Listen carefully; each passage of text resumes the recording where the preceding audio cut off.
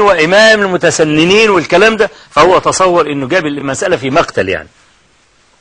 طيب الجهر بالنية في الصلاة.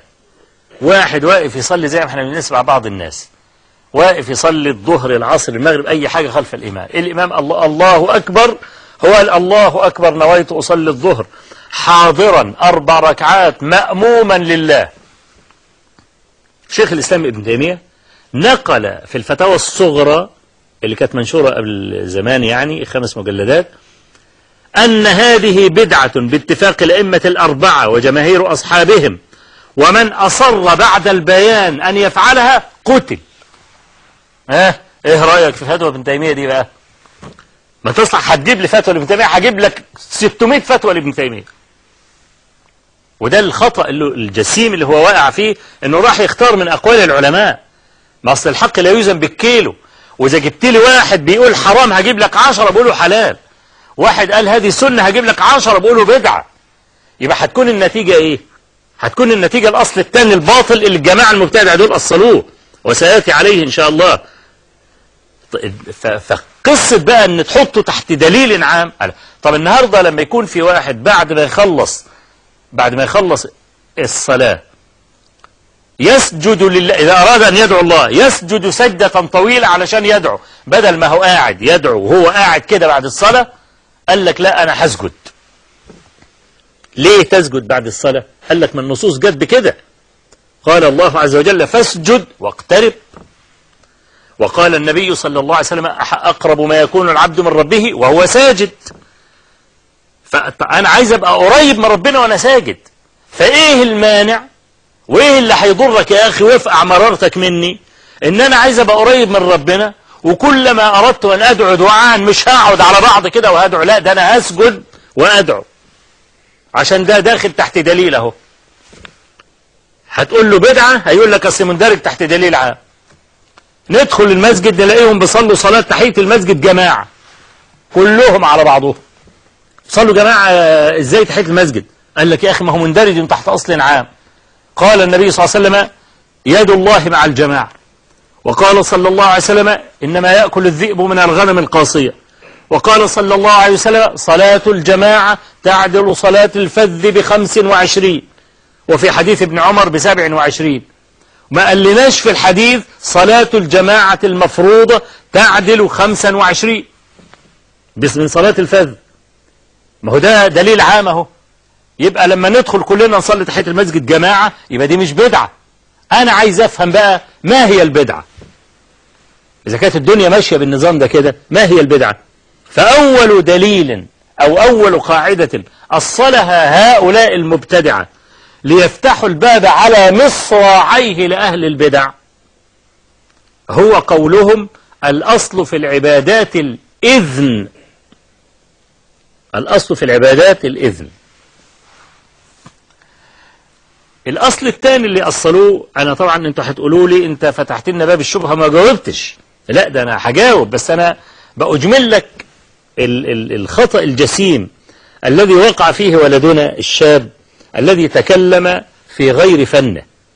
ما خدمش المسألة، واحد زقه عشان يتكلم وأقنعوه لبسوها في دماغه، ما عندوش فكرة قديمة ولا سابقة ولا مذاكر ولا عامل، فانطلت الفكرة في دماغه. وأنا عارف إن في بعض الناس المستمعين الآن يقول لك إحنا ما زلنا مقتنعين بالكلام اللي هو قال، وزدنا قناعة بالعرض اللي أنت قلته دلوقتي، إن الأصل في العبادات الإيه؟ الإذن مش المنع. بس أنا بقول لك يعني حناني، أنا بس بلخص لك القضية كلها لأنها طويلة ولأنها متعلقة بمسألة خطيرة جدا إهمالها يؤول إلى تبديل الدين كله. الأصل الثاني اللي هو اتكلم فيه وذكره هؤلاء المبتدعة في كتبهم أن الحق يتعدد. أن الحق يتعدد يعني ليس الحق واحدا كما يقول جماهير أهل العلم، فيها إجماع المسألة دي أن الحق واحد لا يتعدد. سئل مالك رحمه الله هل الحق واحد؟ فقال سبحان الله، قولان ضدان جميعا يكونان حقا، ما الحق إلا واحد. وده كلام مش ممكن واحد عنده عقل يجادل فيه، عنده عقل يجادل فيه حتى لو ما فيش أدلة. يعني في مسألة ما واحد قال ده حرام والتاني قال حلال، هل كلاهما حق؟ يعني المسألة الواحدة حرام وحلال في نفس الوقت، ولا في قول غلط منهم؟ يقينا في قول غلط منهم. ولذلك قال أبو إسحاق الإسفرائيني: قولهم الحق يتعدد قول أوله سفسطة وآخره زندقة. آخره زندقة ليه؟ لأن إذا كان الحق هنعتقد أن الحق يتعدد، يبقى خلاص بتنكر عليا ليه؟ الفلاني قال المولد النبوي والاحتفال بالطالب الفلاني حلال، والتاني قال حرام وهتدخل جهنم وبئس المصير. ده حق وده حق، خلاص يا أخي أنت تتبع ده وأنا اتبع ده، تمام. يبقى انطبق علينا إن الذين فرقوا دينهم وكانوا شيعا لست منهم في شيء.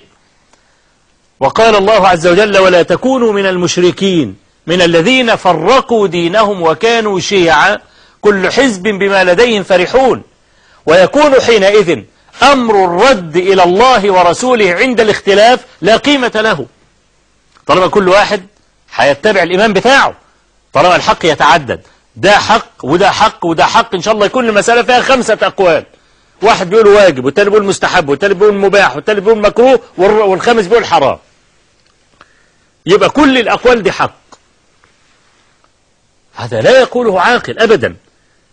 ولو تدبرت ورجعت وقرأت كلام أهل العلم لعلمت أن هناك 3 جهات،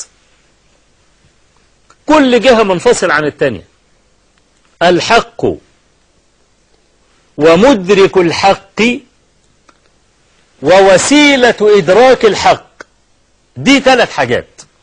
هو خلطهم في بعضهم وما عرفش يفرق إن كان خطر هذا التقسيم على باله. أما الحق فهو واحد لا يتعدد، زي الهلال. احنا النهاردة 29 شعبان، ايه الحكم الشرعي واحنا بنشوف هلال رمضان؟